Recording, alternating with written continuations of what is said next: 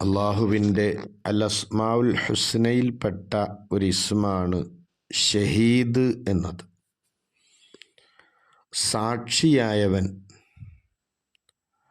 എന്ന് നമുക്കിതിന് അർത്ഥം പറയാം.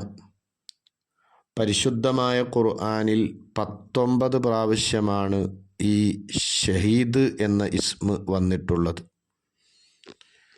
ഇതിൻ്റെ അബ്ജദിയ്യത്ത് 319 ആണ്.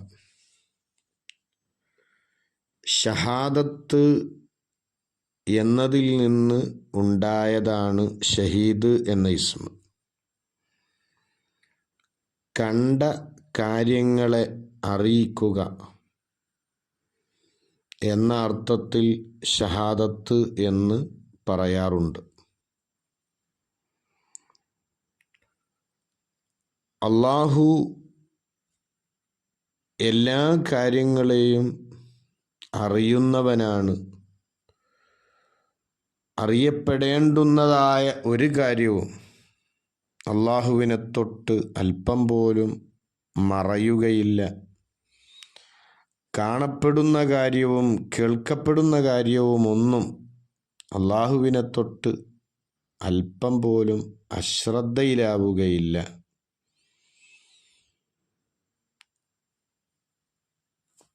അതുപോലെ തന്നെ ഈ പ്രത്യക്ഷമായ ലോകത്തുള്ളതും മറഞ്ഞ ലോകത്തുള്ളതുമായ ഒരു കാര്യവും അള്ളാഹുവിനെ തൊട്ട് അദൃശ്യമാവുകയില്ല, മറയുകയില്ല. എല്ലാം അള്ളാഹു അറിയുന്നതാണ് എന്നാണ് ഈ ഇസ്മിന് പണ്ഡിതന്മാർ നൽകിയിട്ടുള്ള വിശദീകരണം. എല്ലാ വസ്തുക്കളുടെയും അകവും പുറവും യഥാർത്ഥമായ നിലക്ക് അറിയുന്നവൻ,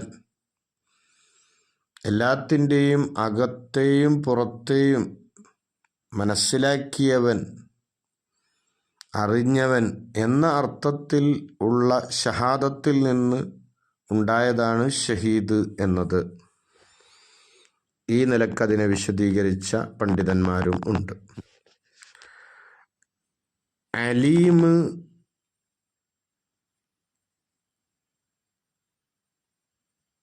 എന്നതിന് നമ്മൾ എല്ലാത്തിനെയും അറിയുന്നവൻ എന്ന അർത്ഥം പരിചയപ്പെട്ടിട്ടുണ്ട്. എന്നാൽ എല്ലാ ലാഹിറായ വസ്തുക്കളെയും അറിയുന്നവൻ, ആ അർത്ഥമാണ് ഷഹീദ് എന്നതിന് പല പണ്ഡിതന്മാരും നൽകിയിട്ടുള്ളത്. ഏതുപോലെ ഖബീർ എന്ന് പറഞ്ഞാൽ എല്ലാ ബാത്തിനായ അവസ്ഥകളെയും മറഞ്ഞു കിടക്കുന്ന അവസ്ഥകളെയും അറിയുന്നവൻ. ഇത് ഖബീർ എന്നതിൻ്റെ അർത്ഥമായും പണ്ഡിതന്മാർ പറഞ്ഞിട്ടുണ്ട്. പരിശുദ്ധ ഖുർആനിൽ തന്നെ കാണാം ആലിമുൽ ഗൈബി വശഹാദത്തി. അള്ളാഹു ഗൈബിനെയും ഷഹാദത്തിനെയും അറിയുന്നവനാണ്. ഗൈബ് എന്ന് പറഞ്ഞാൽ മറഞ്ഞു കിടക്കുന്ന കാര്യങ്ങളെ അറിയുന്നവനാണ്. ഷഹാദത്ത് എന്ന് പറഞ്ഞാൽ ലാഹിറായി വെളിവായി കിടക്കുന്ന കാര്യങ്ങളെ അറിയുന്നവനാണ്. അപ്പം എല്ലാത്തിനെയും അറിയേണ്ടതുപോലെ അറിയുകയും അള്ളാഹുവിനെ തൊട്ട് മറ്റൊന്നും മറയാതിരിക്കുകയും ചെയ്യുന്ന അവസ്ഥയിലാണ് അള്ളാഹു തആല ഉള്ളത്. അള്ളാഹുവിനെ കുറിച്ചൊരടിമ അള്ളാഹുവാണ് ഷഹീദ്, എല്ലാത്തിനും സാക്ഷിയായവൻ, സാക്ഷിയാകുന്നവൻ എന്ന ഒരു ബോധത്തിലേക്ക് എത്തുമ്പോൾ തീർച്ചയായും അവൻ്റെ സർവ്വ ഇബാദത്തുകളും ആരാധനകളും മുറാഖബയിലായിരിക്കും. അള്ളാഹു തന്നെ ഏതു സമയത്തും നിരീക്ഷിച്ചു കൊണ്ടിരിക്കുന്നുണ്ട്. തൻ്റെ ഓരോ പ്രവർത്തനങ്ങളുടെ മേലിലും അള്ളാഹു സാക്ഷിയാണ്. റബ്ബ് എന്നെ വീക്ഷിച്ചു കൊണ്ടിരിക്കുന്നു എന്ന ഒരു വിശ്വാസ തലത്തിലേക്ക് ഒരു അടിമയെത്തലാണല്ലോ മുറാഖബ. അതുകൊണ്ട് തന്നെ അള്ളാഹു വിരോധിച്ച സ്ഥലങ്ങളിൽ അവനെ ഒരിക്കലും കാണാൻ കഴിയില്ല. അള്ളാഹു കൽപ്പിച്ച സ്ഥലങ്ങളിൽ അവൻ ഇല്ലാതെയാവുകയും ഇല്ല. ഈ ഇസ്മുമായിട്ട് തഅല്ലുഖ് ബന്ധം പുലർത്തേണ്ടത് എങ്ങനെയാണ്? മഹത്തുക്കൾ പറഞ്ഞു, ഈ ഇസ്മുമായിട്ടൊരാൾ ബന്ധം പുലർത്തിയാൽ അയാളിൽ പ്രകടമാകുന്ന ഒരടയാളം അദ്ദേഹത്തിൻ്റെ റാത്ത് തടി അത് എപ്പോഴും അള്ളാഹുവിലേക്ക് മാത്രം മുന്നിടുന്ന ഒരവസ്ഥയിൽ ആകും. അള്ളാഹുവിൻ്റെ മേലിൽ മാത്രം ഊന്നൽ നൽകുക. ഏത് സമയത്തും അവൻ അള്ളാഹുവിനെ നോക്കിക്കാണുക, അല്ലെങ്കിൽ അള്ളാഹു അവനെ നോക്കിക്കാണുന്നു എന്ന ബോധത്തിലേക്ക് എത്തുക. അള്ളാഹ് വിരോധിച്ച സ്ഥലങ്ങളിൽ അവനെ കാണാതിരിക്കുകയും അള്ളാഹ് കൽപ്പിച്ച സ്ഥലങ്ങളിൽ അവൻ ഇല്ലാതെയാകാതിരിക്കുകയും ചെയ്യുക. അവൻ്റെ സർവ്വ ആവശ്യങ്ങളും അള്ളാഹു അല്ലാത്തവരിലേക്ക് ഉയർത്തുന്നതിനെ തൊട്ട് അവൻ ഒഴിവാവുക. സർവകാര്യങ്ങളും അള്ളാഹുവിലേക്ക് മാത്രം ഉയർത്തുക. ഈ നിലക്കാണ് ഈ ഇസ്മുമായിട്ട് ബന്ധം പുലർത്തുന്നവനിൽ പ്രകടമാകുന്ന കാര്യങ്ങൾ. ഷഹീദ് എന്ന ഇസ്മു കൊണ്ട് തഖല്ലുഖ് സ്വഭാവം ശ്രദ്ധിക്കേണ്ടത് എങ്ങനെയാണ്? അവൻ എപ്പോഴും ഹക്ക് കൊണ്ട് സാക്ഷിയാകുന്നവനാകണം, സത്യസന്ധത പുലർത്തുന്നവനാകണം. സാക്ഷിയാകൽ സ്വീകരിക്കപ്പെടുന്ന മനുഷ്യരിൽ അവൻ ആകേണ്ടതുണ്ട്. അവൻ്റെ സർവ്വവാക്കുകളും സത്യമാണ്. അവൻ സാക്ഷിക്ക് തരപ്പറ്റുന്നവനാണ് എന്ന ആ ഒരു ഉത്തമമായ അവസ്ഥയിലേക്ക് അവൻ എത്തണം.